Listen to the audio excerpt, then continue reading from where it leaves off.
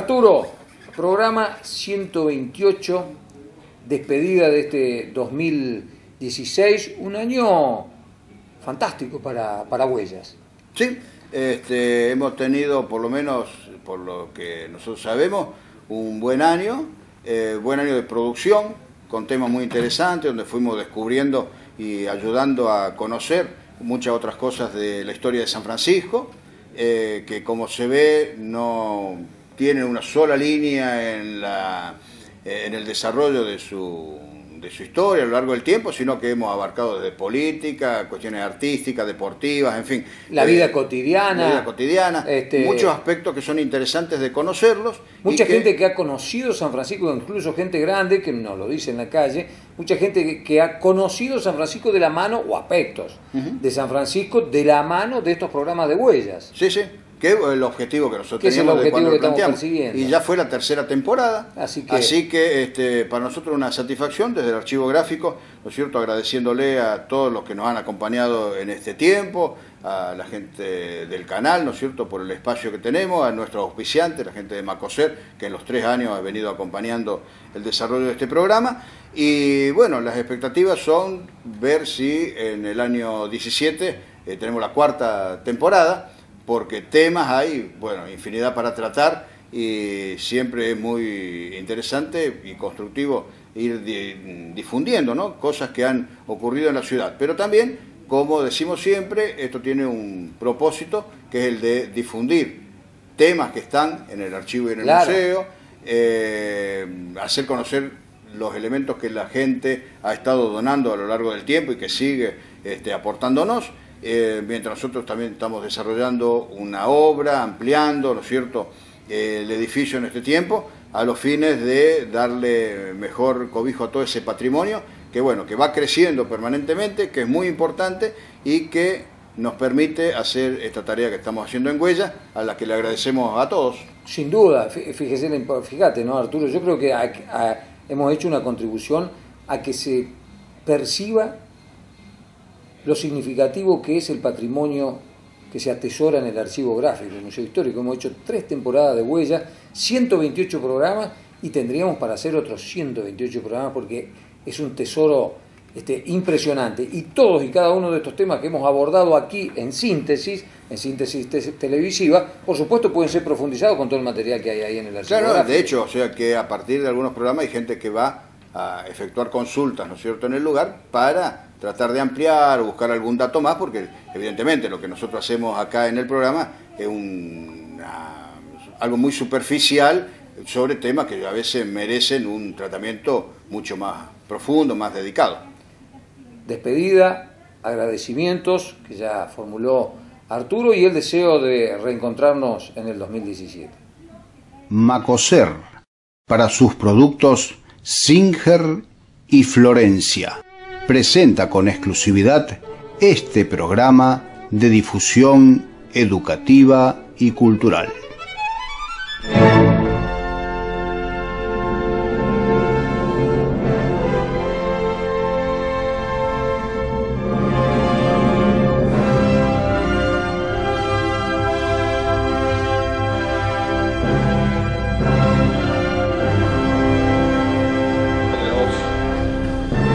Padre de misericordia que creaste todas las cosas.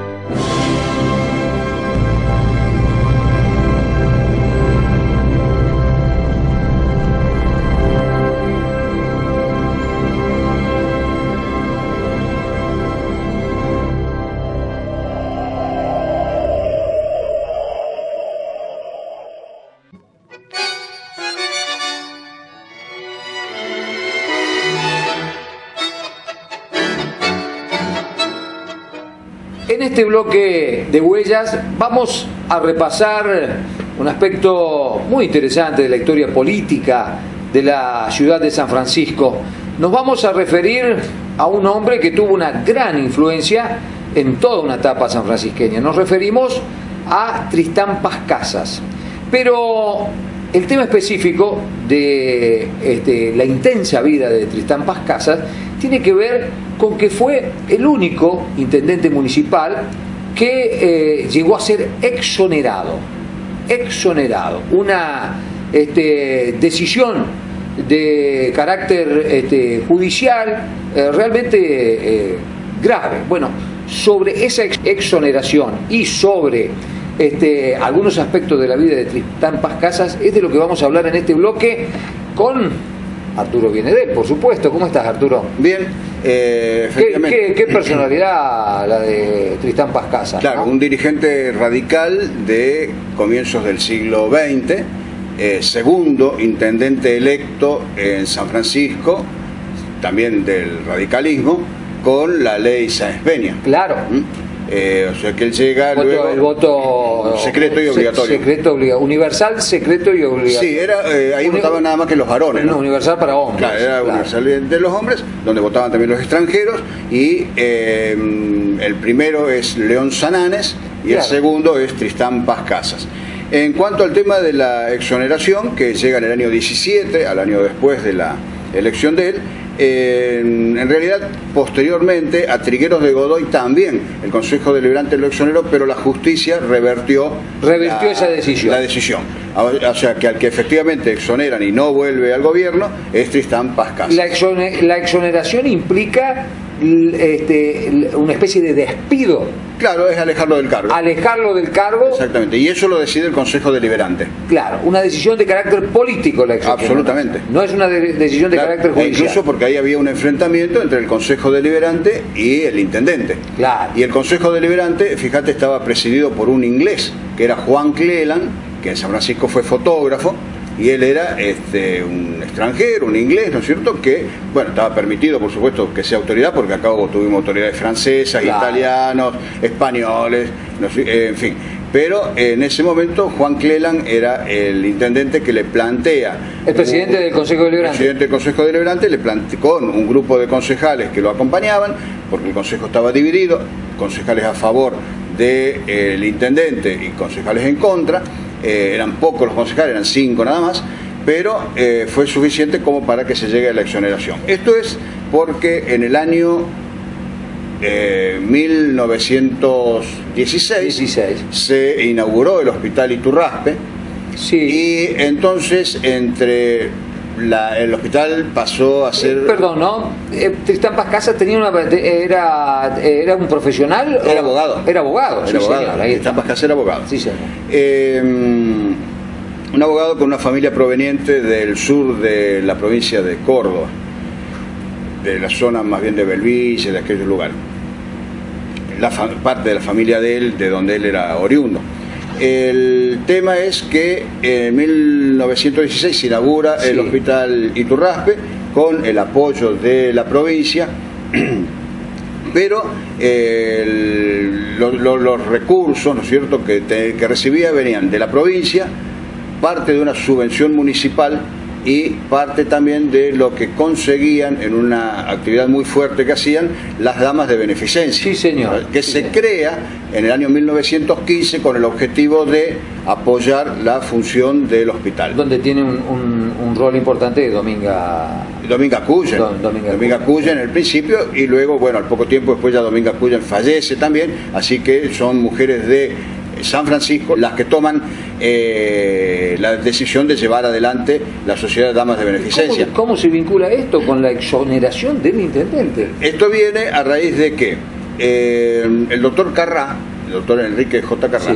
también, además de ser director del hospital y haber sido, junto con el doctor Areta, el impulsor de la obra del hospital, porque no cualquier localidad del tipo de San Francisco en aquella época tenía un hospital de la importancia que era el Hospital Iturraspe. Tenemos que pensar, en el 1916 recién era nombrada ciudad, apenas estaban los 10.000 habitantes. Claro, pero la visión, ¿no es cierto?, de prevención de la salud y de atención de la salud que tenía Carrá lo llevó a que se haga ese hospital, e insiste mucho sobre la viuda de Iturraspe para que ponga los fondos, que efectivamente es lo que hace, para que se construya el hospital, donde no solamente se iba a atender después a personas que necesitaban un tipo de internación, sino también se hacía tarea preventiva, ya hablamos de un siglo atrás. Sí, señor.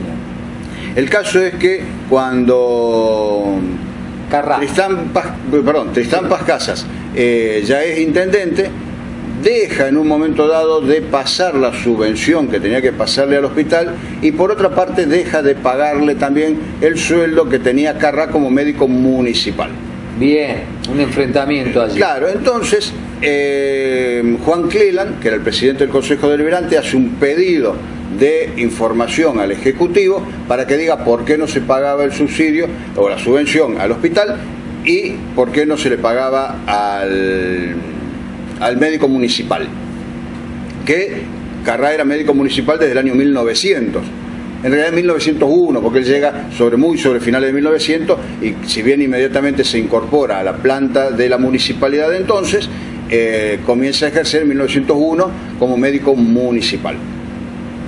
El tema es que la respuesta de Tristán Pascasa al Consejo Deliberante era que la municipalidad estaba en una crisis, no tenía el dinero suficiente como para enfrentar los gastos de corrientes que ellos tenían y además dar la subvención, y que además como que dejó de darla o la suspendió en razón de que el hospital recibía un buen dinero desde la provincia en ese primer momento, sí, con un gobierno radical, el gobierno de Borda ya en ese momento, y también las damas de beneficencia tenían un muy buen desempeño y recaudaban lo suficiente como para que el hospital funcione.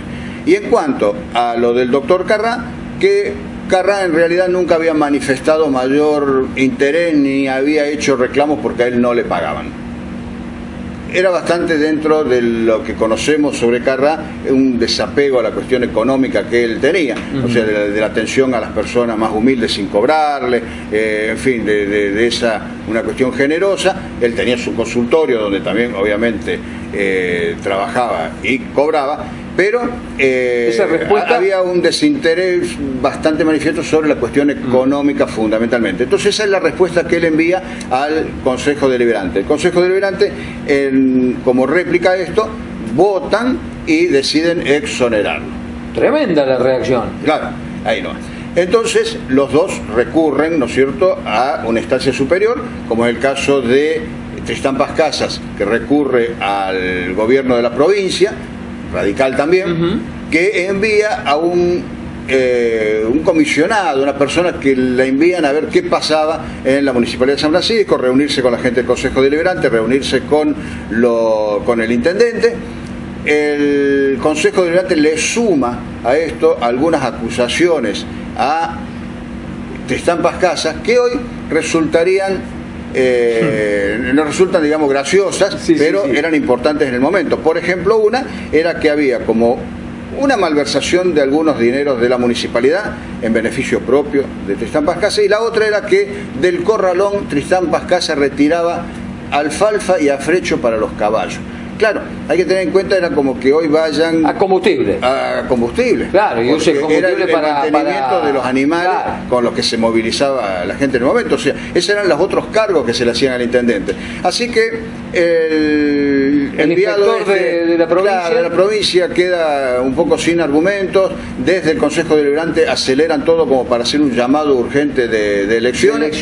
Terminan llamando, estamos ya sobre el fin del año 17, en diciembre entonces ya directamente no se toma ninguna decisión, ni siquiera desde la provincia, a favor de Tristán Pascasas, y en febrero se vota. Se quedó como solo políticamente. Pascasas. Quedó solo políticamente. Entonces, en febrero del año 18 se vota nuevamente y ahí es elegido José Devoto.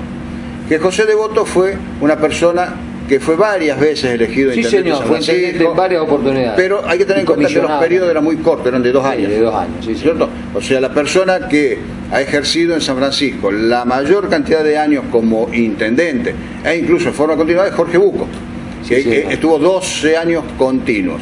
Ni Trigueros de Godoy llega a los 12 años, sumando todas las 4 o 5 veces que fue. Claro, porque en algún momento en que Trigueros era elegido, fue elegido por 3 años. Claro. ¿Cierto? Por 3 años, después llegó en la última oportunidad a finales del año 48 y comienzos del 49, que fue comisionado de la municipalidad, pero designado por la intervención federal en Córdoba. ¿Y volvió a ser candidato a intendente de Tristán Pascasa? No, Tristán Pascasa se retira, entonces ya en ese momento él de la política acá, sigue militando dentro del Partido Radical y como 20 años después, un poquito menos, unos 17, 18 años después, vuelve a aparecer ya en la política provincial. Él fue senador provincial y fue además jefe de la policía de Córdoba durante el gobierno de Amadeo Sabatini. Un cargo bien importante. Muy importante, y además Tristán Pascasa es el creador de la policía caminera de la provincia de Córdoba. Ah, pero mirá qué interesante. Además, un hombre que ha dejado muy documentada su vida. Absolutamente. Nosotros en el archivo y el museo tenemos una colección muy importante, personal, que era de Tristán Pascasas, donde está documentada en fuentes periódicas, es decir, en recortes de diarios, de distintos diarios de la provincia y de San Francisco, la trayectoria de él desde el punto de vista político. Es decir, a lo largo del tiempo él tuvo siempre un rol muy importante en la política cordobesa. Es más, cuando San Francisco celebra los 50 años, él viene a San Francisco como jefe de la policía de Córdoba. Ah, porque él en algún momento emigra. Él se va a Córdoba. Se va a vivir Va a Córdoba, se radica allá, incluso un poco por los medios de transporte que había en el momento, claro. Y que no era posible hacer viajes rápidos, y además como él ejerció como senador también, y él termina incluso su carrera política en Córdoba. Claro. Es un hombre, el radicalismo de San Francisco tiene una historia riquísima en materia de hombres que han tenido relevancia en la historia local, ¿no? Pero no es un nombre muy reivindicado por el radicalismo local. No, está bien que es muy alejado en el tiempo. Alejado, ¿no? En el tiempo, una sola vez intendente, y que terminó mal como intendente, pero dentro del radicalismo fue una figura muy influyente. Como obra de intendente en ese cortísimo periodo que él estuvo, de año y medio aproximadamente, como intendente, queda lo que actualmente es la Escuela Sarmiento. Él es el creador de lo que era la Escuela Municipal Sarmiento para varones, Rivadavia para niñas, que no estaba donde está ubicada ahora la Escuela Sarmiento, sino sobre el Boulevard 25 de Mayo, en la misma cuadra, en la otra esquina. Pero es el antecedente histórico de la actual Escuela Sarmiento. El origen de la Escuela Sarmiento. Se la lleva allá luego, en la época de Villafañe, cuando se construye ese edificio, y durante mucho tiempo después pasó a ser provincial, claro, y todavía con los nombres de Sarmiento para varones y Rivadavia para niñas, hasta que se une. Y luego se le saca el nombre de Rivadavia porque se hace, digamos, mixta, y entonces queda nada más que Sarmiento. Ahí tenemos una escuela muy prestigiosa hasta la actualidad, ¿no? Que se origina ya en el año 1916 con Tristán Pascasa. Sí, sí. Una vida realmente apasionante la de este hombre. Hemos desgranado aquí un aspecto de su vida fundamentalmente, que fue un aspecto crítico, el momento de la exoneración y los niveles de enfrentamiento político que había en esa época. Claro, o sea, la Municipalidad de San Francisco siempre tuvo momentos conflictivos. Muchos nunca fue, digamos, absolutamente calma. En algunas etapas sí, pero cuando primaba la cuestión política o la disputa política, los enfrentamientos eran fuertes. Hay muchísimos antecedentes de juicio, de intendentes enjuiciados, de intendentes, algunos con condena, otros sin condena, pero que fueron llevados a juicio. Siempre se llegó a la instancia de tribunales. Sí, señor, una historia política intensa. Y aquí hemos repasado la de uno de sus personajes en uno de sus aspectos, que fue la exoneración. Pero también Arturo nos ha hecho una pequeña semblanza de este hombre que, reiteramos, proveniente del radicalismo, ha sido muy influyente en la vida política local y provincial.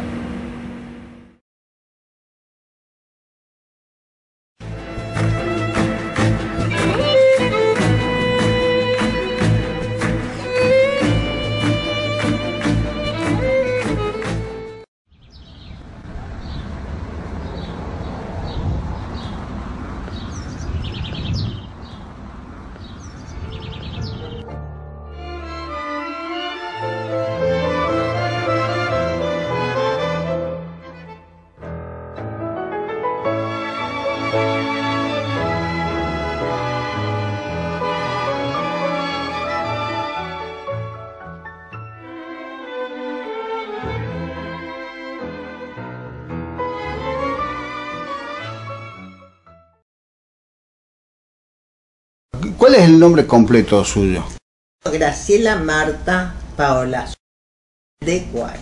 ¿Y los papás cómo se llamaban? Antonio Carlos Paolazo, que era escribano, y mi mamá, que era santafesina, Esmeralda Agudo. Mi papá fue a estudiar primero al Colegio San José de Esperanza, hizo la escuela primaria, empezó en la Iturraspe, en algún momento estuvo en la Iturraspe, pero no recuerdo cuándo. Y después el secundario ya lo hizo en los jesuitas de Santa Fe. Y él se quedó a estudiar escribanía. Ahí conoció... Así la conoció a mi mamá, porque la pensión donde él estaba en la esquina. Y él era amigo de mis tíos y lo ayudaba a mi abuelo en hacer escenografías para el teatro, porque a él le gustaba. De ahí lo recibí yo mi interés por el claro, arte. O sea que el abuelo materno, ¿qué hacía? ¿Era escenógrafo? No, él lo hacía como un hobby, su trabajo, y con el que mantenía a su familia. Él era peluquero. Así que bueno, se casaron y muy jovencita se vino a vivir acá. La casa no tenía revoque en el frente, calle de tierra.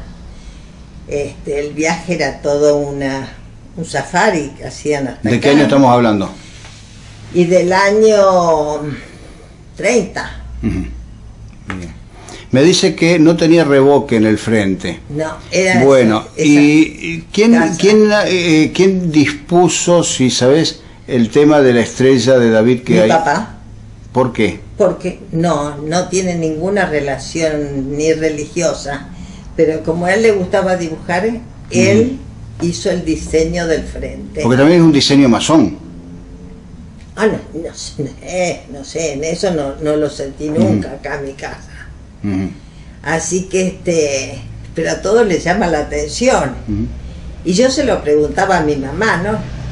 Eran cosas que no me interesaban antes, cuando hubiera podido preguntarlo, y ahora me interesa. Bueno, ¿y cómo era el barrio cuando eras chica? Cuando era chica era un barrio hermoso, porque nos conocíamos todos desde siempre, como pasa con Ñata, como pasaba con los Morenos que vivían acá al lado, que tenían 3 hijos, Chiche, Marta y Rulo, Raúl, que era abogado, con los Pavones, que estaban a la vuelta, con los Carra, y a la noche se juntaban todos los mayores a conversar y nosotros a jugar. Era oscura la calle. Sí, tenían esas columnas de tres focos. No me acuerdo si eran 2 o 3. Sí, bajitas. No tan bajitas, pero no tan altas, por supuesto, como son estas. Y sacaban los sillones, y por eso tenemos el banco. El banco es histórico. Ahí se sentaron todos, y así empezábamos a recibir las visitas de los pretendientes, ¿no? Estando primero, teníamos que estar en la puerta, y después de un tiempo recién entrábamos, ¿no? Bien. Así que ¿Y cómo empezaba así una relación entre novios jóvenes o adolescentes? ¿Cómo empezaba eso? ¿En un baile? Acá ¿En una cuestión social? Solos, muchas cosas no se podían hacer. Y bueno, en los bailes, porque estaban los bailes tan lindos del Sport. Bueno, pero a mi marido no lo conocí en un baile, sino que fue mi profesor de matemática en 5º año. Así que bueno, y después nos pusimos de novios en un baile de la primavera del Sport. En un momento dado, después tuviste una inclinación por las cuestiones artísticas, por el arte. Claro, porque mi tía Enriqueta y mi papá se dedicaban a pintar. Así fue que me decidí por el arte, y yo empecé pintando con Liliana Fassi, que se casó con un macelo y se fue a vivir a Mendoza. Y vivían enfrente de la Plaza Vélez Sarsfield. Y bueno, tendría yo 15 años, 16. Y cuando yo me recibí de maestra, quise estudiar, pero no me dejaban ir a otro lado que no fuera Santa Fe, porque ahí tenía mis abuelos y tenía mis tías. Así que me fui a estudiar a Santa Fe. Y bueno, tuve profesores muy valorados dentro del país y afuera también, como Ricardo Supisiche, López Claro, Fernández Navarro, Matías Molina, Planas Casas. Fueron años muy lindos esos, muy lindos, los de la Escuela de Bellas Artes de Santa Fe. Y volví acá y enseguida me casé, pues me recibí en el 57, en el 58 me casé. Y ya empecé a dar suplencias en las escuelas. Y así, después estudié italiano, en la Dante, y me encantó dar italiano en el Colegio Nacional y en la Escuela Normal. Hasta que me jubilé. Después me encantó entrar al taller municipal como directora, y en ese momento trabajábamos con Juan Carlos Bolea. Hicimos algunas modificaciones de las luces y demás. Pues, bueno, un poco perseguida por el entonces director de Cultura, Nomo, renuncié, que estaba Planner como intendente. Con mucho dolor, porque lo había ganado por concurso el lugar ese. Y bueno, después tuve una nueva oportunidad, porque en el tiempo de Dietrich creé la escuela, el taller de cerámica. Claro. Y me habló por teléfono y me dijeron: bueno, Graciela, prepárate porque el horno viene y te tenés que hacer cargo, pero sin sueldo porque no entras en el presupuesto. Era a mitad de año. Ah, no importa. Y ahí entonces hicimos una selección. En ese momento estaba Jorge Llaveno como director de Cultura. Hicimos una selección de todos los que se querían inscribir, porque yo no podía tener tantos grupos. Y bueno, esos fueron años hermosos. Ahí estuvieron todos los que después hicieron pequeños talleres o estuvieron trabajando en las escuelas con la cerámica, como la señora Montiel, Elsa Rolfo, Adoris de Oloco. Y después, al tiempo, ya viene también tener en San Francisco la Escuela de Bellas Artes. Y entonces después, estando Antonio Lamberghini, me llaman a una reunión. Y dije, bueno, no sé para qué me han llamado a mí, me han invitado si yo no tengo un lugar. No, dice, a usted le estamos reservando. Y digo, ¿para qué? Y alguien tiene que ser director, directora. Así que va a ser usted. Bueno, me encantó ese momento de la escuela. Lo sufrí. Pues no teníamos nada. ¿Dónde funcionaba? Lo que es Dirección de Cultura ahora y al lado del Palacio. Y ahí estuvimos varios años.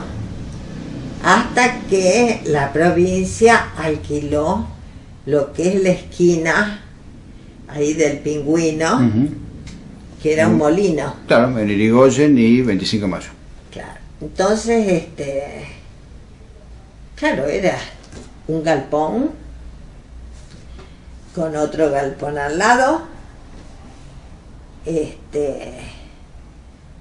y un entrepiso con una escalerita.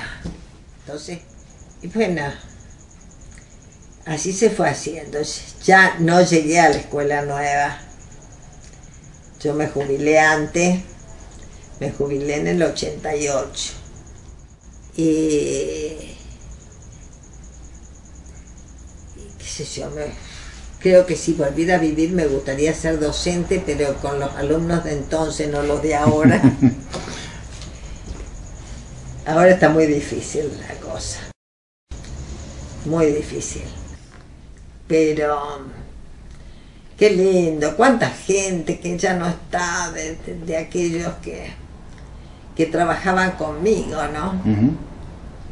Yo soy casi una sobreviviente. Una sobreviviente. Y sí, con Astesiano, Fantín,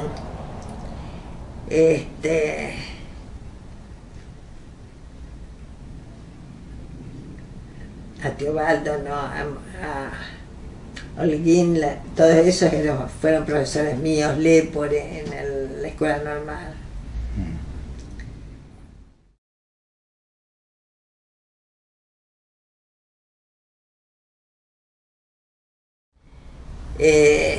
Eran todos hijos de ellos.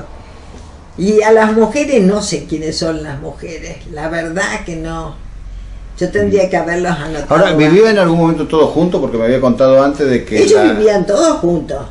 Casados y todo, con... Claro, cada uno que se casaba llevaba a su mujer o a su marido al campo y trabajaban todos. Y por eso, debe haber sido mala. Claro, pero tiene cara de buena. Que contaba que regenteaba todas las nueras. Claro, ¿no? Y ella era la que las dominaba. Por eso mi abuelo lo había ido a buscar a mi abuela, que trabajaba en una hilandería en Pinerolo. Mi abuela era de Pinerolo y él era de Torino. Y la fue a buscar, se casaron y la trajo.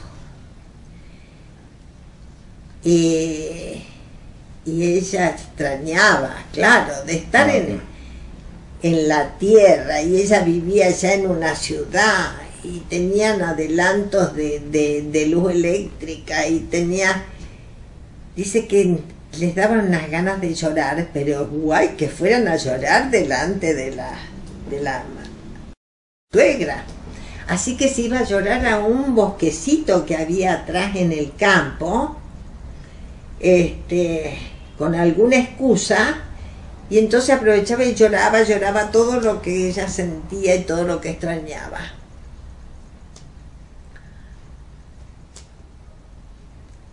Y sobre eso escribí una vez algo, justamente de mis abuelos gringos y de mi abuela Carolina, la nona Carolina, de cómo vino ella y por qué yo me había dedicado a estudiar el italiano y por qué me siento tan italiana, tan gringa.